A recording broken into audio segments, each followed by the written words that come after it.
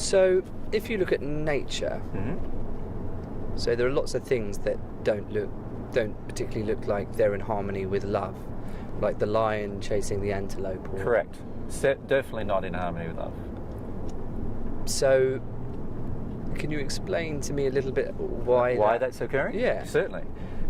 The reason why all of these things are not in harmony with love is because mankind has acted out of harmony with love, and the universe around mankind is tuned into the soul condition of mankind. So if mankind's general soul condition is in a certain direction, then the universe around mankind generally will respond to the soul condition of the person at the time. So if we look at how mankind generally treats others, so generally stronger people attack weaker people on the planet.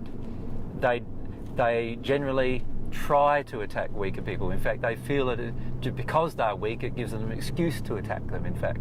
And this particular emotion acts out in nature.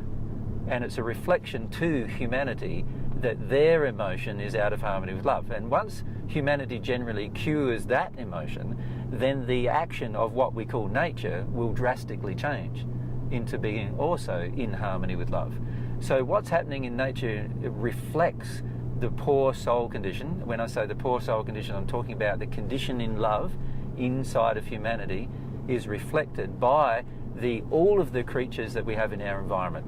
So if we look at a lot of the things that happen generally in our environment, we see, for example, generally that when a locust plague begins, it devastates every single living thing.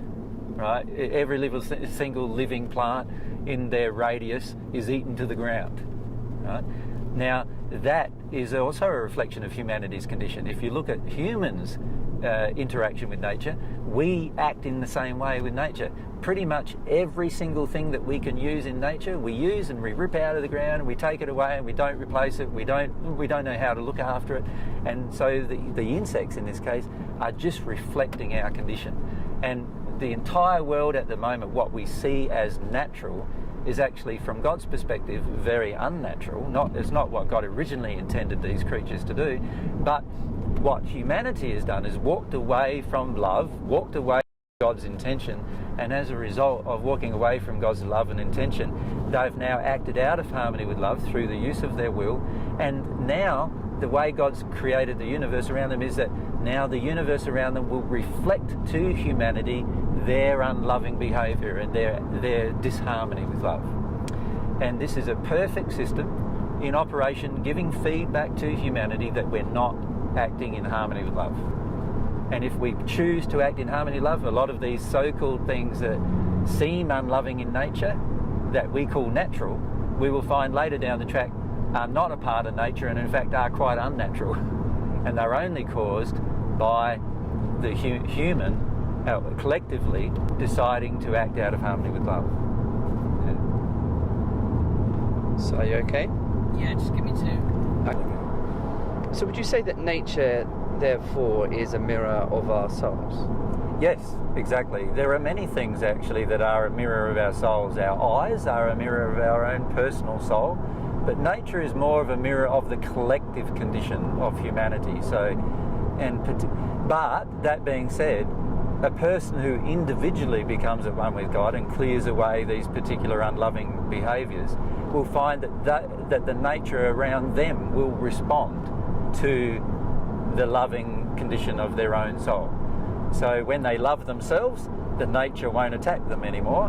When they love others, the nature won't attack the things they love anymore, and so forth. There's a direct reflection in amongst the conditions surrounding the individual, but also collectively, in a country and even in the entire world, there is a condition that the nature in that particular in those locations reflects.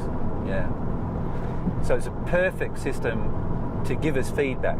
God's constantly trying to give us feedback to show us what's going wrong, and humanity generally is not responding. And we want to, basically what we want to do to nature is rule it. We want to control it. We want to bend it to our own needs and circumstances without any long-term future examination of what's actually happening. and without any care. So you see, for instance, in countries of Europe where many forests have been cut down over millennia, and so there's really not many natural forests left anymore, and we don't see that as a problem, but there is the reflection of that problem occurring in those forests, where there's a degradation of the amount of species diversity. There's diseases that can be cured by certain species that are now, particularly certain, plant species that now, are almost extinct or near extinction. And so these kind of problems are reflecting back to us that our choices are out of harmony with love and we need to change. And God's constantly showing humanity how we can change, but humanity is constantly ignoring the issue generally. We are creating a bigger desire generally to manipulate nature to suit our personal selfish desires, rather than considering the long-term future of the planet or the long-term future of human society. And that's the reason why we have this increasing demonstration from nature that something is wrong.